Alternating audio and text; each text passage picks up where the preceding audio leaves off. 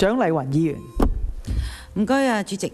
主席啊，即係我哋民建聯呢，就係認為咧，所有咧係未經呢我哋本港政府同意即係任何地方嘅執法人員咧跨境執法咧都係唔得嘅。咁樣咧就今次咧就係蕭建華嘅事件呢，就同阿林榮基啊同埋李波都有啲唔同嘅。咁啊，眾所周知啊，林榮基咧係入到內地之後咧，因為觸犯內地嘅法律而被捕，而李波咧真係冇呢個出境記錄嘅。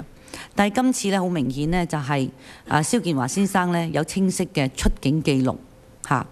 咁咧，而另外一樣嘢咧，蕭建華先生亦都日前呢喺某大報章咧就好清楚講咗㗎啦。OK， 咁咧就當中一句就話：本人呢不存在有任何被綁架回內地嘅情況。